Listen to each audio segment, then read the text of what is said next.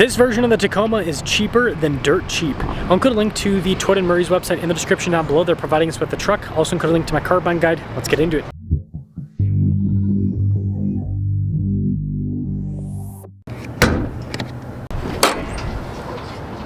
Under the hood we have a turbocharged 2.4 liter 4-cylinder that goes through an 8-speed. Fuel economy is 19 around town, 24 on the highway, with power outputs being 228 horsepower and then 243 pound-feet of torque. I'm trying to hit 500,000 subscribers before the end of the year. I would really appreciate it if you'd help out with that. Really nice silver paint on this, and then you've got raised sections on either side of the hood. Even the baseline Tacoma here has really cool looking headlights. Got the silver Toyota logo with the darker grille. No fog lights though, but you do have the giant air dam. And yeah, they don't even give you recovery points on this. But for a base truck, it looks pretty good so far. Tire wheel setup is 245 by 70 by 17. You've got the silver coloration for the wheels. Again, pretty basic design there. But you'll notice we've got tons of space here in the wheel wells for larger tires if you want. Now they actually body painted the fender flares on this. The mirror caps and the door handles are unpainted. And this is actually leaf sprung in the rear, which is interesting to see. Here's your side view with the baseline Tacoma. When it comes to the key fob, we've got our lock and unlock function, Toyota logo there at the bottom. And let's pop into the back. So the tailgate is not dampened. You do have to lower it under your own effort. Protection from the factory. You've got LED lights here in the bed, and this is a pretty large bed, similar in size to what you'd see on a kind of like longer bed in a half ton. And lifting it up, super easy. Even the taillights have kind of a nicer finish to them, but you guys can see here at the bottom with the bumper, pretty basic. Now, I did the old arm test with the bed, and I think it's over 6 feet in length, or about 6 feet in length. Now, it's actually has keyless entry. Door panel's got some soft touch here. You actually have a nice finish with the window controls, power adjustment with the mirrors. I thought with the leaf springs this would have more payload because that would be something they'd optimize for, but no, 880 pounds. I don't see any seat belts there on the rear, so I think it's just for storage. You can see that little handle there with the box, so it's kind of like a storage area. Makes sense because you can't open the cab. Anyways, cloth seats up front. It is manually adjustable, has some lumbar support. And I will say, pretty nice trim all around the steering wheel. You got stitching around the airbag cover too. It's not real, but it looks good. We have adaptive cruise control with lane centering. We've got our volume and voice command controls there on the other side. Regular stocks here on the back too. Now the gauge cluster here in the center is partially analog, partially digital. You've got that digital element in the center which you can use to scroll through different items. Backup camera in reverse with good resolution. This has Toy's new infotainment system, shortcut bar there on the side. It is quick to respond, and it has an analog volume control as well. Single zone climate with this. You still have the same nice toggles and everything like the other Tacomas. Do have some USB ports in here as well. Shifter for the 8-speed, you got your parking brake and auto hold behind it, and then part-time 4-wheel drive system and all of the blink switches. Just some cup holders here, center console again, similar to a Wrangler. It's got nice soft touch trim on the top. Tacoma there above the glove box. You got a little bit of storage above the glove box as well. Here's our window sticker for this Tacoma SR Extra Cab. Interesting name. $37,544 is the total MSRP. Let's see how it performs. Well, let us set off in the base model Tacoma. Now I will say there might be an accident still getting cleared up over here. We'll see what happens, if it's still there or not. If that is the case, it might take us a little bit longer to get through, but we'll see. I will say the back end drives significantly worse than regular Tacoma. You know, the normal new Tacomas are coil sprung now, and this is leaf sprung, and it is a pretty big difference.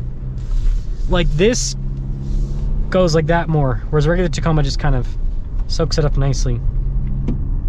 I know it's because I just drove a couple regular ones. Why did they put leaf springs? I understand leaf springs are more durable, so I get that part of it.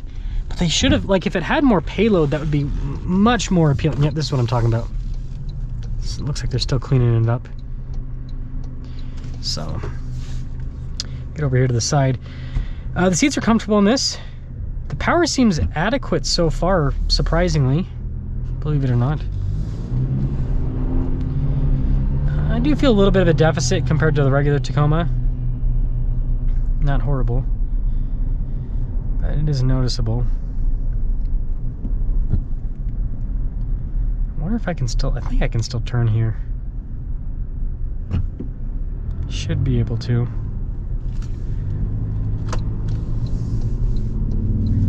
Yep, we're good. I don't know if you guys saw the motorcycle. It was a motorcycle accident. But pretty rough situation. That's why Here, you know what? Since I have a platform with viewers, I gotta say this: motorcycles. I understand that people love them. They're death traps. Like, nobody's forcing you to drive one. If you can get that motorcycle bug out of your system, do it.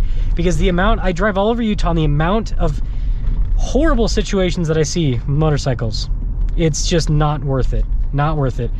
My grandma was a head nurse in an ER for 40 plus years, and that was the thing she told me too. She's like, if there's one thing you don't want to do, it's motorcycles. So there we go. There's my little soapbox on motorcycles. Don't touch them, kids. Not worth it. You know what is worth it though? Well, maybe not this. Maybe just an SR5, because you get the less powerful engine, you get leaf springs, less payload capacity. Like, what is the point of this truck other than being super cheap in the Tacoma lineup? I don't know. I'm baffled. Yeah, this really does, like, the back end is significantly less comfortable because those leaf springs. It is very noticeable. I don't understand Toyota's thought process with this. I know that, like, I'm not trying to be super negative about this Tacoma, but if it had like 2,000 pounds of payload capacity, I'd be like, heck yeah, brother. This is the work truck to get for you. But I'm like, okay, the regular Tacoma has 1,200 pounds. This has 800 and so, like, why? So let me guys think about the SR. I think that, I don't know, like, the bed's nice, the bed space is great, everything's great except the payload capacity in the ride is not all that great.